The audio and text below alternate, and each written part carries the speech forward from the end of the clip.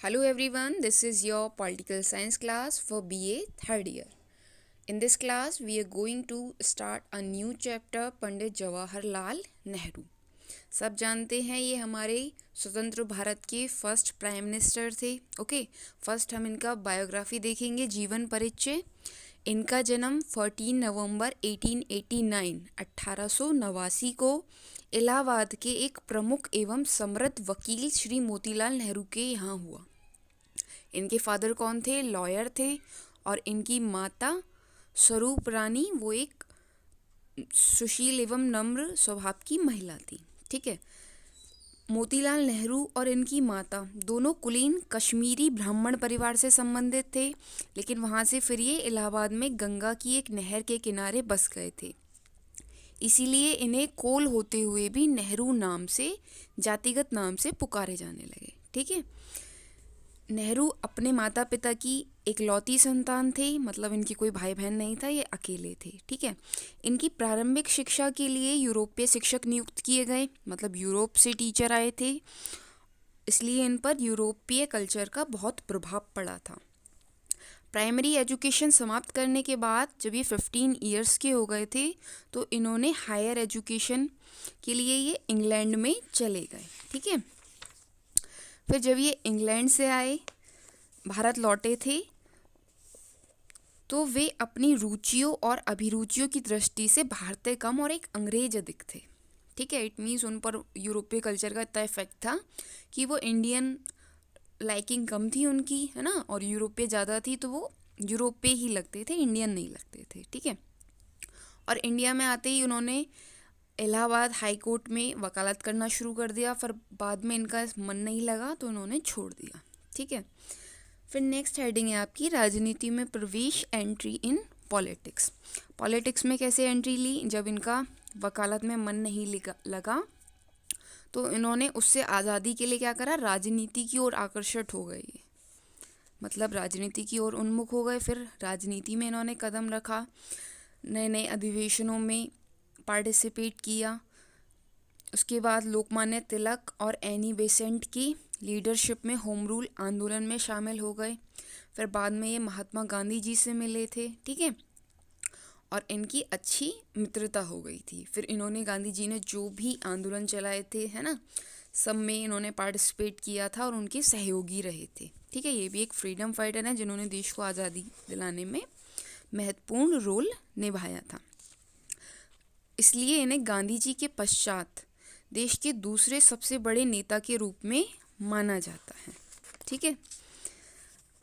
27 जब हमारा देश आज़ाद हुआ था 1947 को, तब ये देश के पहले प्रधानमंत्री चुने गए थे। ठीक है।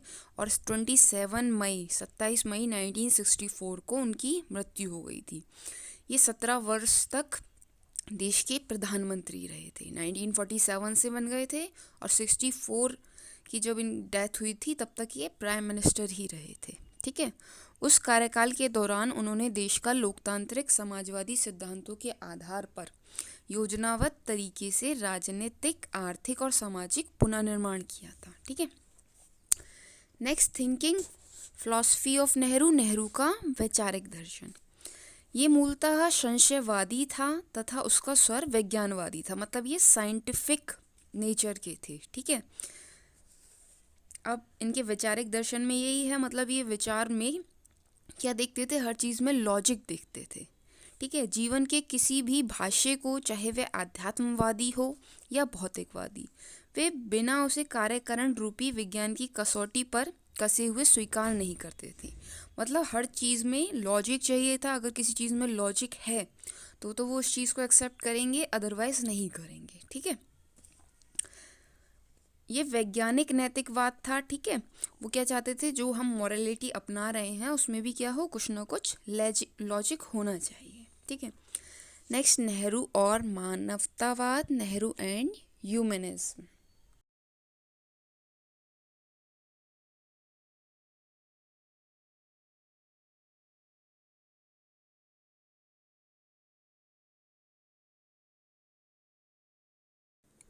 नेहरू के सामाजिक दर्शन का मूल स्वर मानवतावादी था।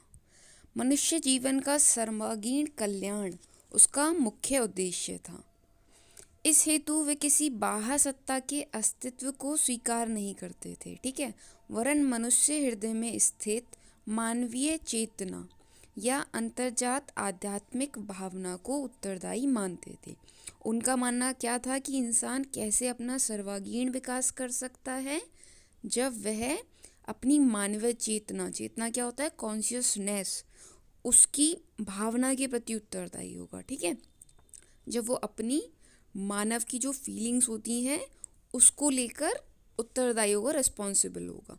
इस दृष्टि से उनका कथन था कि मैं किसी धर्म या मताग्रह से बंधा हुआ नहीं हूँ, किंतु कोई इसे धर्म कहे या नहीं कहे, मैं मनुष्य की अंतर्जात आध्यात्मिकता में विश्वास करता हूँ।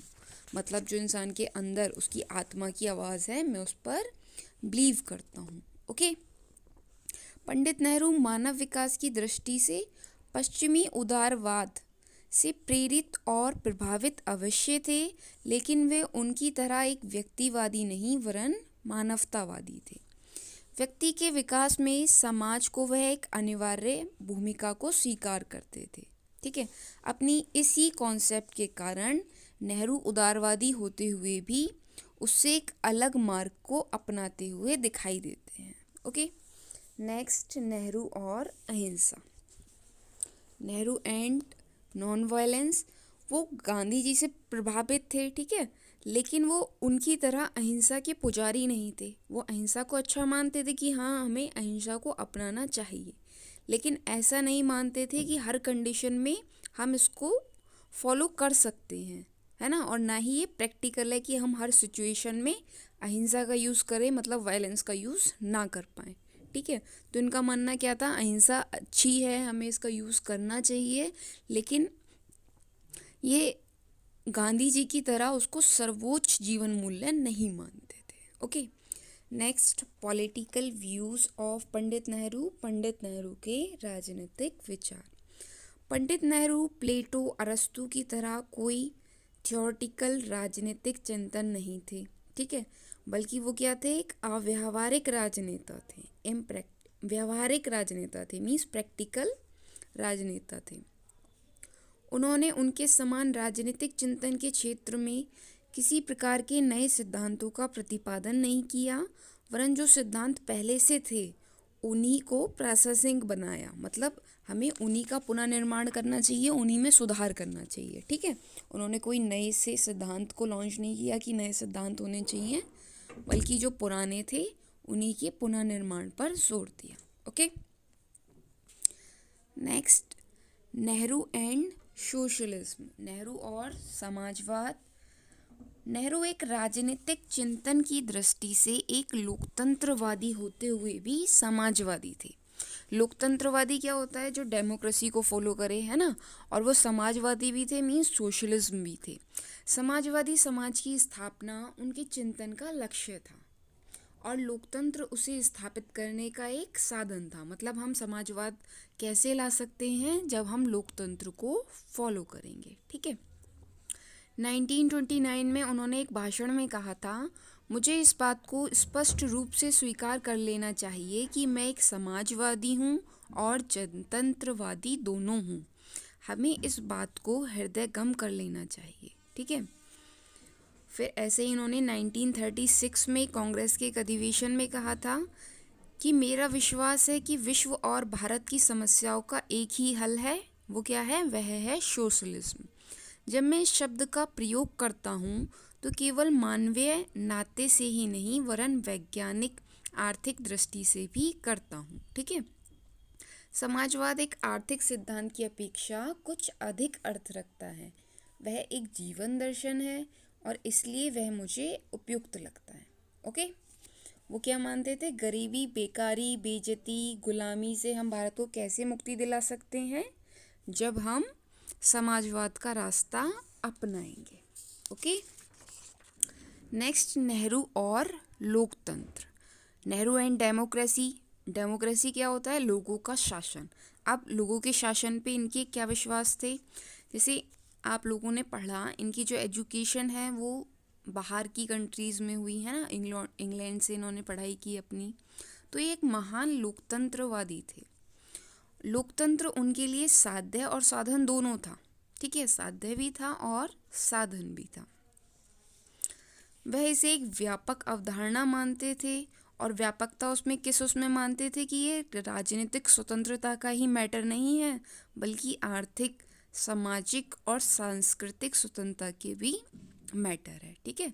लोकतंत्र का मीन्स क्या है, हमें सिर्फ राजनीतिक स्वतंत्रता नहीं मिलनी चाहिए, बल्कि फाइनेंशियली, सोशली, है ना, कल्चर, सारी फ्रीडम मिलनी चाहिए। ओके, तो ये लोकतंत्र में बहुत ज़्यादा बिलीव करते थे और चाहते थे कि इंसान को स्वतंत्रता से जो वो चाहे करने की परमिशन होनी चाहिए। ओके, और इन्होंने अपनी पूरी लाइफ इसी में लगाया है, अपना पूरा जीवन, कि लोकतंत्र को कैसे स्थापित किया जा सके, ठीक है। ये सत्ता के विकेंद्रीकरण में बिलीव करते थे कि सत्ता का डिसेंट्रलाइजेशन होना चाहिए, मीन्स पावर को डिवाइड कर देना चाहिए छोटे छोटे लेवल पर, जिससे जो हेड है वो निरंकुश ना हो, है ना, आउट ऑफ कंट्रोल ना हो। नेक्स्ट, नेहरू, धर्म और धर्मनिरपेक्षता। Nehru, religion and religious secularism. धर्म और धर्मनिरपेक्षता का मतलब क्या होता है? नेहरू धर्म के बारे में क्या सोचते थे और धर्मनिरपेक्षता के बारे में, ठीक है। जैसा कि हमने स्टार्टिंग में पढ़ा था, ये पंडित धर्म के थे, है ना, और ये धर्म को बहुत ज़्यादा लौकिक और वैज्ञानिक मानते थे। वे धर्म को मनुष्य के नैतिक और आध्यात्मिक विकास का एक व्यक्तिगत साधन मानते थे। इट मीन्स इंसान अपनी डेवलपमेंट कब कर सकता है? जब वो धर्म के अनुसार चलेगा, ठीक है। और इस दृष्टि से धार्मिक स्वतंत्रता के पक्षधर थे। उनका क्या मानना था? इंसान को रिलीजन फ्रीडम मिलनी चाहिए, वो अपने धर्म के अनुसार कुछ भी कार्य कर सके। इसी वजह से वे संगठित धर्म के विरोधी थे। और वे संगठित धर्म के विरोधी थे मीन्स वो ये नहीं चाहते थे कि लोग अपने धर्म के नाम पर संगठन बना ले, है ना, क्योंकि अगर हम संगठन बनाते हैं तो हम कैसे हो जाते हैं? कट्टरवादी, अंधविश्वासी, है ना, हमारे अंदर बहुत सारी बुराइयां आ जाती हैं और हम अपना नैतिक विकास नहीं कर पाते। इसलिए वो धर्म को आवश्यक तो मानते थे, उसकी स्वतंत्रता के भी पक्षधर थे, लेकिन वो संगठित धर्म को अच्छा नहीं मानते थे, ठीक है। अब धर्मनिरपेक्षता की उनके क्या विचार थे? कि नेहरू धर्म को व्यक्ति का एक निजी आस्था का विषय मानते थे। मतलब ये एक पर्सनल आस्था है धर्म, हम जो राज्य है वो उसमें कोई इंटरफेयर ना करे, है ना, और जो उसकी अंतःकरण की स्वतंत्रता से संबंधित था। वे इस आधार पर प्रत्येक व्यक्ति के धार्मिक स्वतंत्रता के अधिकार का समर्थन व सम्मान करते थे। उनका मानना क्या था? जितने भी धर्म विद्यमान हैं सबका हमें इक्वली सम्मान करना चाहिए। ऐसा नहीं है कि हम जिस धर्म के हैं वो धर्म श्रेष्ठ है ना, अन्य धर्म अच्छे नहीं हैं, तो ऐसी हमारी थिंकिंग नहीं होनी चाहिए। ओके, आई होप आपको क्लियर हो गया होगा। नेहरू के ही बारे में जो अदर टॉपिक्स हैं वो हम नेक्स्ट क्लास में कवर करेंगे। Okay, thank you for watching this class.